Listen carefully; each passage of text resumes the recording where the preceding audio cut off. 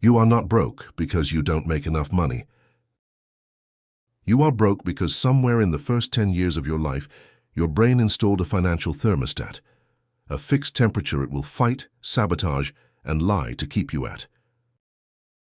And every time you get close to breaking past it, a raise, a deal, a windfall, an invisible mechanism kicks in and quietly pulls you back down. You call it bad luck. You call it timing. You call it the economy. It isn't. It's your subconscious financial frame. And here's the disturbing part.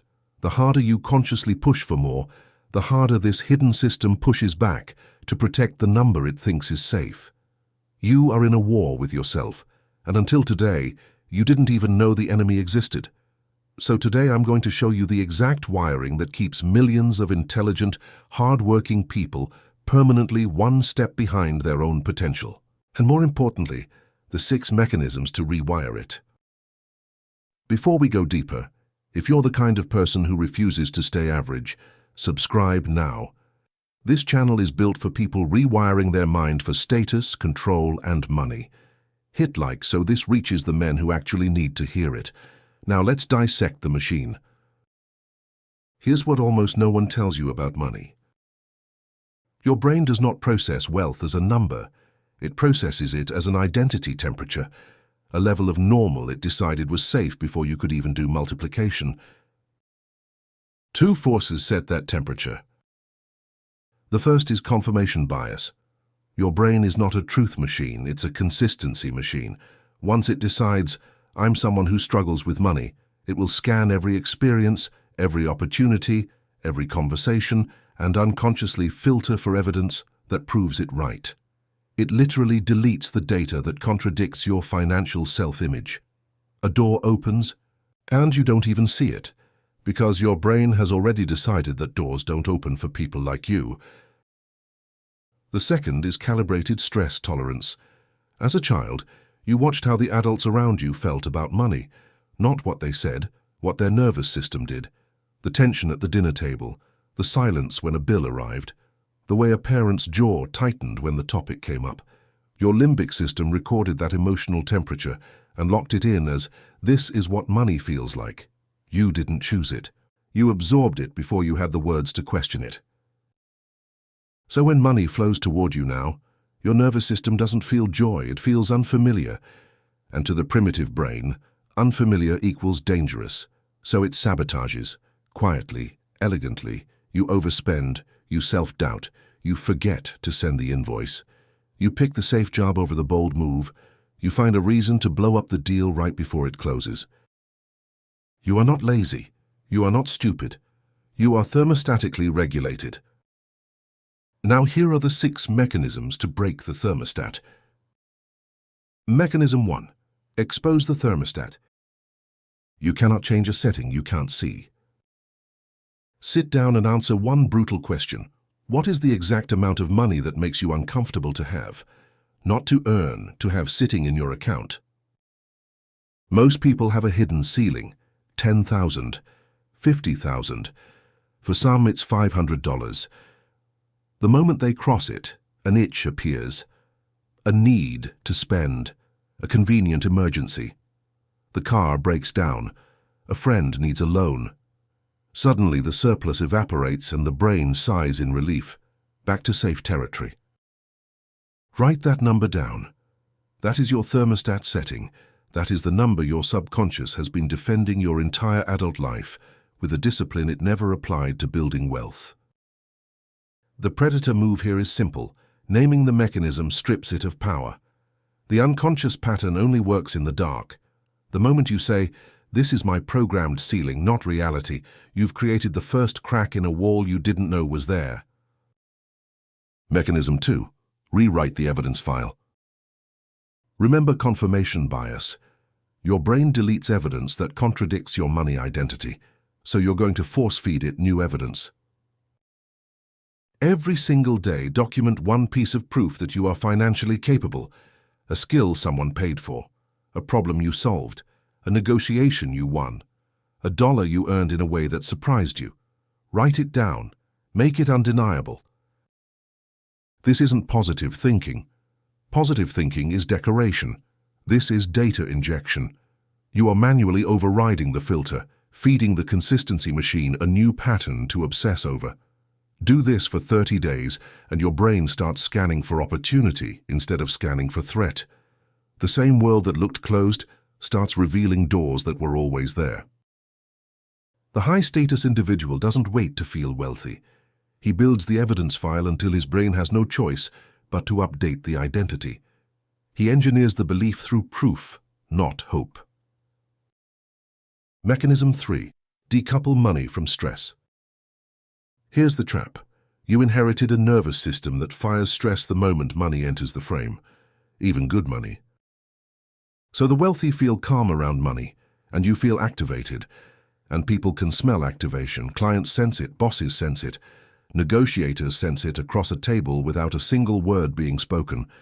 Desperation has a scent, and it kills every deal before it starts.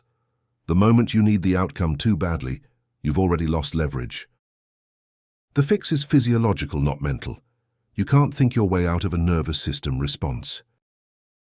The next time you check your account, negotiate a price or send an invoice, regulate your breath first. Long exhale, longer than the inhale.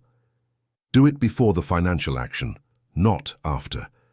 Slow the heartbeat before the moment, not in reaction to it. You are teaching your limbic system a new association. Money equals calm, not threat. Repeat this enough and you rewire the exact reflex your childhood installed. Composure around money isn't a personality trait. It's a trained state, and trained states can be built by anyone willing to practice them.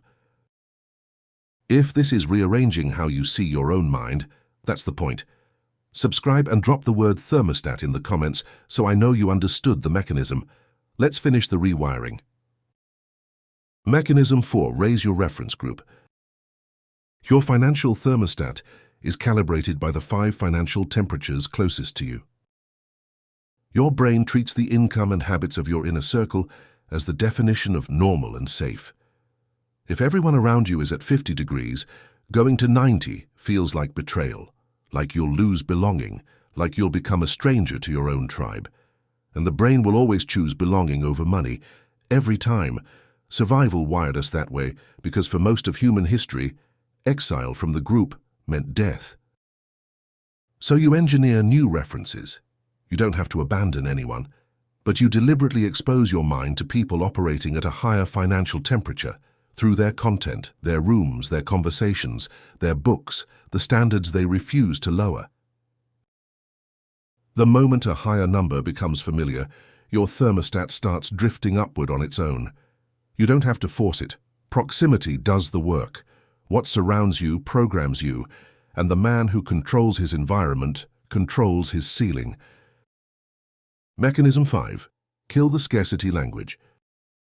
Listen to how you talk about money. It's a live readout of your frame. I can't afford that. Money's tight. I'm just trying to survive. That's not for people like me. Each phrase feels harmless.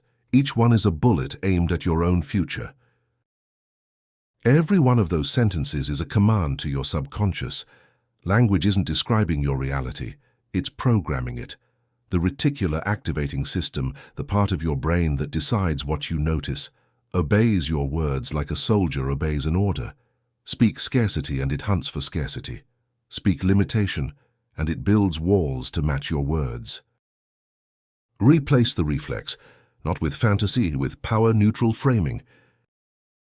Instead of "I can't afford it," I say, "That's not where I'm allocating right now." Instead of "Money's tight," I say, "I'm being deliberate." Same facts, completely different frame. One keeps you a victim of circumstance. The other makes you the operator of your own capital. The words come first, the reality follows, every time. Mechanism 6. Act from the future identity. Here's the final and most powerful mechanism. Most people wait until they have money to become the person who has money. That's backwards. The thermostat only resets when the identity changes, and identity is not built through waiting. It's built through action, through the small decisions you make when no one is watching. So you ask one question before every decision. What would the version of me operating at the next financial level do here? Not spend recklessly. That's the amateur's misread. The higher-level operator is often more disciplined, not less. He negotiates instead of accepting the first number. He invests instead of consuming. He walks away instead of chasing. He values his time like it's expensive, because it is. He protects his focus like it's capital, because it is. You embody the decisions of that future self now while broke. You make the choices before you feel ready to make them, and your subconscious, that relentless consistency machine, looks at your new behavior, gets confused, then finally updates the file. Apparently, this is who we are now. That's the moment the thermostat breaks. That's the moment the money stops fighting you and starts following you. Your bank account is not a measure of your effort. It's a mirror of your frame. You were handed a thermostat you never chose, calibrated by people who were themselves running old programming they never questioned. But you're not a passenger anymore. You've seen the machine. You know the 6 mechanisms. Expose it. Rewrite the evidence. Decouple the stress. Raise your references. Kill the scarcity language. Act from the future identity. Do this and money stops being a battle against yourself and becomes the natural output of a mind that finally believes it deserves it. If this rewired even one setting in your mind, do 3 things. Subscribe so you don't miss the next protocol, like to push this to the men who need it, and share it with the one person you know who's smarter than their bank account suggests. This is Cerebral Command. Master your mind, command the room.